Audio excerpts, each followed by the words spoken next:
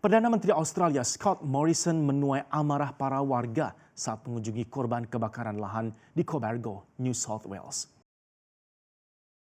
Menghancurkan lebih dari 1.200 rumah. Api yang melahap lahan seluas lebih dari 5 juta hektar tersebut diduga timbul dipicu oleh kenaikan suhu ekstrim hingga bahkan mencapai 46 derajat Celcius. Negara bagian New South Wales pun telah menerapkan status darurat selama 7 hari.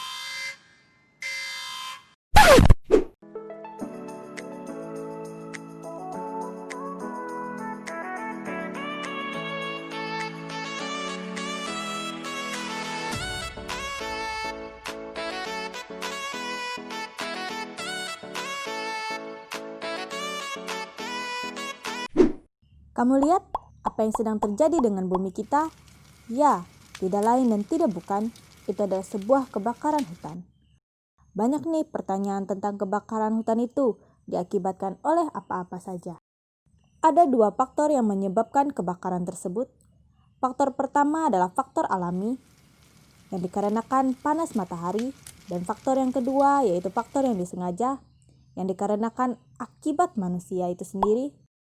Dalam 2 faktor inilah dapat menimbulkan kerugian yang sangat besar. Hutan menjadi rusak, hasil-hasil hutan ikut musnah.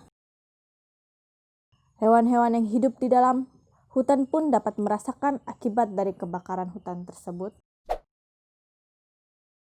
Sering nih beberapa orang beranggapan bila membakar lahan akan membuat tanah tersebut subur. Ternyata anggapan itu salah. Justru kesuburan tanah akan berkurang karena debu dari sisa kebakaran hanya bersifat sementara untuk menyuburkan tanah. Pertanyaan lain timbul, gimana sih caranya mengatasi penyebab kebakaran tersebut? Selain bilang kepada orang-orang supaya nggak bakar hutan dan tidak membuang benda yang mudah terbakar sembarangan, kita juga bisa menjaga kelestarian lahan gambut.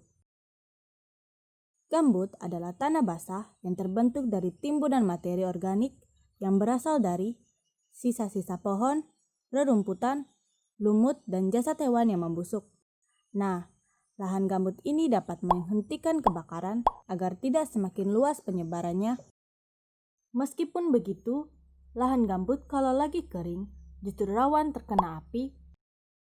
Nah, makanya lahan gambut itu dijaga agar tetap basah dan kembaliin area yang terbakar dengan menanam benih-benih yang baru.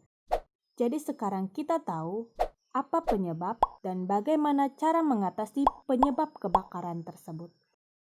Sekian dan terima kasih.